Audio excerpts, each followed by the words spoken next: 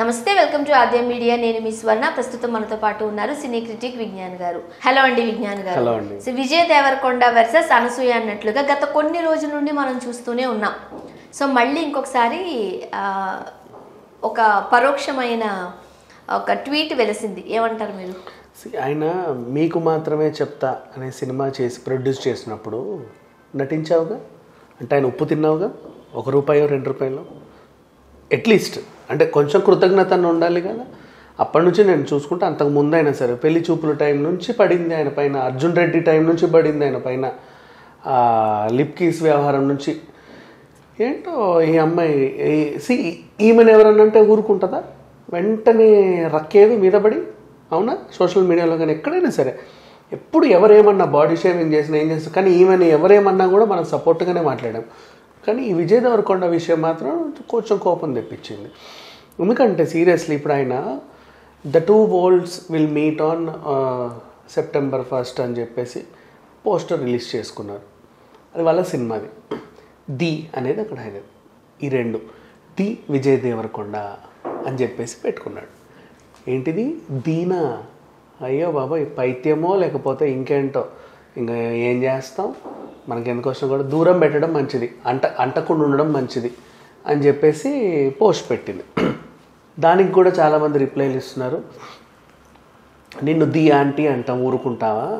నిన్ను మళ్ళీ నువ్వు ఇది చెప్తే మేము ఆంటీ గింటి అన్ని బయటికి తీస్తాం, ఇంకా చాలా ఉన్నాయి నీ బయటికి తీస్తాము, సైలెంట్గా ఉన్నంత వరకు సైలెంట్గా ఉండని చెప్పేసి అన్నారు. నేనైతే 100% విజయ్ దేవరకొండ ఫ్యాన్స్నే సమర్థిస్తాను ఈ విషయంలో. వాళ్ళు కరెక్ట్గానే అన్నారు.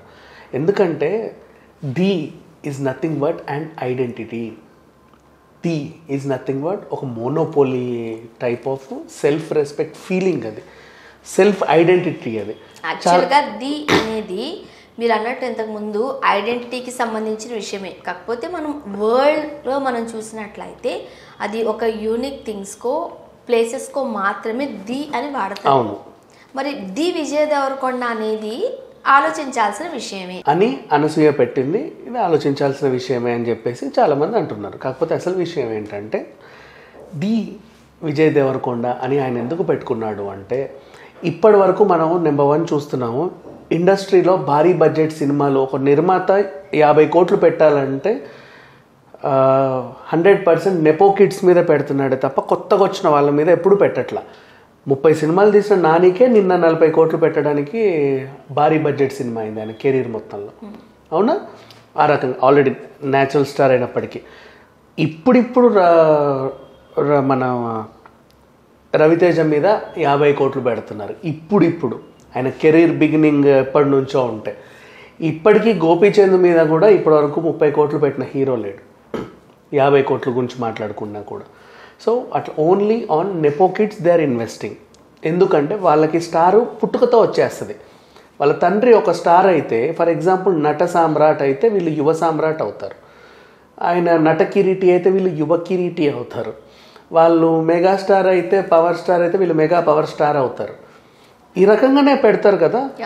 రెబల్ కృష్ణరాజు గారి రెబల్ ప్రభాస్ గారికి వచ్చింది. అండ్ నెక్స్ట్ బేసిక్ ఎంతమందిని చూసినా నాట్ ఓన్లీ ఒకరిద్దరని చెప్పట్లా. సో ఓవరాల్గా చూసుకుంటే వీళ్ళకి ముందే స్టార్లు ఇచ్చేస్తారు. బికాజ్ అట్లా వస్తుంది. స్టార్ ఇమేజ్ వచ్చిందంటే వెంటనే పెద్ద ప్రొడ్యూసర్లు భారీ బడ్జెట్ పెట్టడానికి తయారవుతారు. ఫస్ట్ సినిమాలే వీళ్ళకి భారీ బడ్జెట్లు ఉంటాయి. 3-4 సినిమాకి రాగానే 50 కోట్ల బడ్జెట్ సినిమాలు పెట్టేస్తారు. ఇప్పుడు సాయిధరం తేజ మీద కూడా కోట్లు గుమ్మరిస్తున్నారు. విరూపాక్ష హిట్తో ఇంకెక్కడికో వెళ్ళిపోయారు. Of course, yeah. సో ఆ రకంగా చూస్తే ఫస్ట్ ఇప్పుడు నెక్స్ట్ పాన్ ఇండియా స్టార్లు అందరూ కూడా నెపో కిడ్సే. ఒక ఎన్టీఆర్ పాన్ ఇండియా స్టార్ అయ్యాడు, ఆయన కూడా ఒక వంశం నుంచి వచ్చిన ఆయన. ఓ Ram Charan Teja pan India star అయ్యాడు, ఆయన ఒక వంశం నుంచి వచ్చిన ఆయన. ఓ ప్రభాస్ పాన్ ఇండియా స్టార్ అయ్యాడు, ఆయన ఒక వంశం నుంచి వచ్చిన వాడే. నెక్స్ట్ నిన్న ఏజెంట్తో అఖిల్ కూడా పాన్ ఇండియా స్టార్ అయ్యాడు, ఆయన ఒక వంశం నుంచి వచ్చిన అతనే. Recently Nani pan India star అవ్వాలనుకున్నాడు, బట్ అంతగా వేరే భాషలో వర్కౌట్ అవ్వాలి. But he will prove next. So whatever ఇట్లా చూసుకుంటే ఎలాంటి సంబంధం లేకుండా ఫోటోలు పట్టుకొని ఆడిషన్ల చుట్టూ తిరుగుతూ చిన్న క్యారెక్టర్లు వేసుకొని హీరో అయ్యి డెవలప్ అయ్యి 100 కోట్లు తెచ్చాడు గీత గోవిందంతో విజయ్ దేవరకొండ. అండ్ అట్లా పట్టుమని 10 సినిమాలు లేని విజయ్ దేవరకొండని పాన్ ఇండియా స్టార్ని చేయడం అంటే ఎంత గొప్ప అచీవ్మెంట్ అది ఒకసారి ఆలోచించుకో. ఇవాళ రేపు ఎవరికీ లేదు. నెక్స్ట్ ఫ్యాన్స్ని ముద్దుగా మై డియర్ రౌడీస్ అని చెప్పి పిలుచుకొని అతనే రౌడీ స్టార్ అయ్యాడు. స్టార్ ఇమేజ్ ఇంతకుముందు అద్దెకి తెచ్చుకునే వాళ్ళు, అరువు తెచ్చుకునేవారు హెరిడిటీ అంటారు, వంశపారపర్యంలో వచ్చేది. ఈయనకి కింది నుంచి సెల్ఫ్గా వచ్చింది. ఈయన ఎప్పుడైతే ఫ్యాన్స్ మై డియర్ రౌడీస్ అన్నాడో వాళ్ళందరూ మా రౌడీ స్టార్ నువ్వు అని చెప్పేసి రౌడీ స్టార్ ఇచ్చేశారు. అండ్ నెక్స్ట్ చేసిన పట్టుమని 10-11 సినిమాలలో ఇప్పుడు బయట ఏదైనా బిజినెస్లో పెట్టాలంటే నిన్న షారూఖ్ ఖాన్ వాళ్ళ అబ్బాయి బట్టల బిజినెస్ పెట్టినట్టు డియామోల్, ఎవరికైనా ఒక బ్రాండ్ క్రియేట్ అవ్వాలి కొంచెం అది పడుతుంది, టైం పడుతుంది. అవునా? ఈయన వెంటనే రౌడీ బ్రాండ్ క్రియేట్ చేయాలి, rowdy lungis, rowdy t shirts, rowdy shirts వేసాడు. అలాగే మహేష్ బాబు గారికి కూడా కృష్ణ గారి వారసత్వం ఉంది. మహేష్ బాబుకి అఫ్కోర్స్ సొంతగా డబ్బులు వచ్చినప్పుడు కూడా చాలా ఏళ్ళు పట్టింది, ఏఎంబి ఓపెన్ చేశాడు ఆయన కెరీర్లో.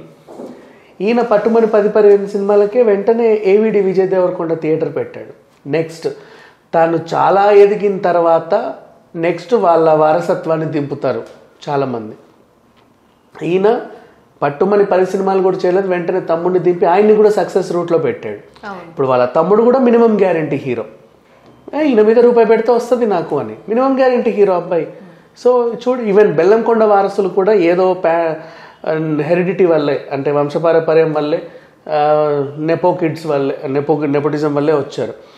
ఎక్కడ ఎవరిని చూసుకున్నా కూడా అలాగే ఉన్నారు. అంటే ఒక టైం ఇప్పుడు ఆయన హిందీలో ఆయనకి 100 కోట్లు పెట్టి సినిమా తీయాల్సిన అవసరం ఏంటి? బికాస్ హీఈస్ బెల్లంకొండ సన్, అంతే. ఇప్పుడు అదే 100 కోట్ల సినిమా ఇంకొకరి మీద పెట్టు, సత్యదేవ్ మీద పెట్టు, నవీన్ చంద్ర మీద పెట్టగలవా? లేదు. వీళ్ళు సెల్ఫ్ ప్రూవెన్ స్టార్స్ వీళ్ళంతా. సో ఆ రకంగా అండ్ సెల్ఫ్ ప్రూవెన్ స్టార్స్లో కూడా ఇప్పటివరకు 30 సినిమాలు తీసి భారీ హిట్లు అందుకున్న నాని కూడా ఒక బిజినెస్లో పెట్టల, అడవి శేషురాల. ఈయన వెంటనే అంత పెద్ద పెద్ద పెద్ద బిజినెస్, అంటే అల్లు అర్జున్తో ధీటుగా, ఒక మహేష్ బాబుతో ధీటుగా ఎదిగాడు, ఆ రేంజ్కి వచ్చాడు. ఆ మాత్రం మార్కెట్ ఉంది. ఈయనకు కూడా సొంతగా ఫ్యాన్స్ ఉన్నారు, అభిమానులు ఉన్నారు.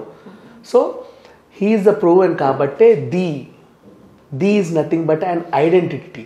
ఆ ఐడెంటిటీ ఇతనికి వచ్చింది. నెక్స్ట్ ది విజయ్ దేవరకొండ అని ఎందుకన్నారు అంటే ఇంకొకటి, ఈయన విజయ్ ఇప్పుడు చాలామంది కూడా మిమిక్రీ ఆర్టిస్టులు ఎన్టీఆర్ని అనుకరించండి, రామ్ చరణ్ అనుకరించండి, చంద్రబాబు నాయుడుని అనుకరించండి లాగా విజయ్ దేవరకొండని అనుకరించండి అంటే ఆయనకు కూడా ఒక స్లాంగ్ వచ్చింది, ఆయనకంటూ ఒక ఇది వచ్చింది, ఆయనకంటూ ఒక లుక్ వచ్చింది. విజయ్ దేవరకొండ హెయిర్ స్టైల్ అని చెప్పేసి సంథింగ్ తనకంటూ ఒక గుర్తింపు ఉంది. సో అది తను తెచ్చుకున్నాడు, ఎక్కడి నుంచో రాలా, ఎవరు ఇవ్వాల, తాను ఒకప్పుడు మీరు చూసుంటారు చిరంజీవి గారు సెల్ఫ్గా వచ్చి డెవలప్ అయ్యారు అనే చరిత్ర ఎలా ఉందో అంతకంటే ఫాస్ట్గా డెవలప్ అయ్యి చూపించాడు విజయ్ దేవరకొండ. అండ్ చిరంజీవి గారి టైంలో కూడా అటు అల్లు అరవింద్ గారు, అటు అల్లు రామలింగయ్య గారు వాళ్ళ సపోర్ట్ వల్లే అండ్ ఈ స్టేజ్కి వచ్చారని కూడా అంటూ ఉంటారు. ఇప్పుడు ఈయన ఎవరి సపోర్ట్ వల్ల వచ్చాడు? ఫ్యాన్స్ సపోర్ట్ వల్ల వచ్చాడు. ఎగ్జాక్ట్లీ. తన కెరీర్ని తానే డిజైన్ చేసుకున్నాడు.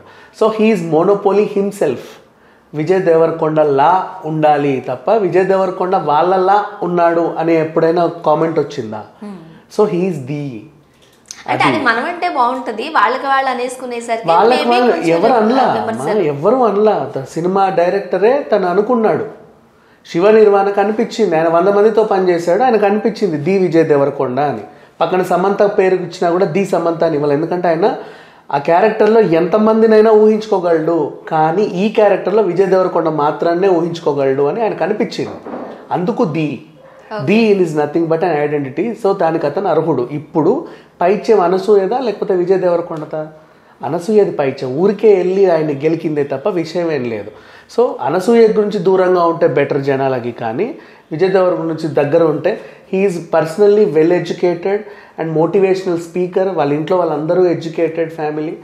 నీకు మంచి చెప్తాడే తప్ప నేను చెడదొబ్బడు, అది ఈయన దగ్గర ఉన్న లక్ష్యం.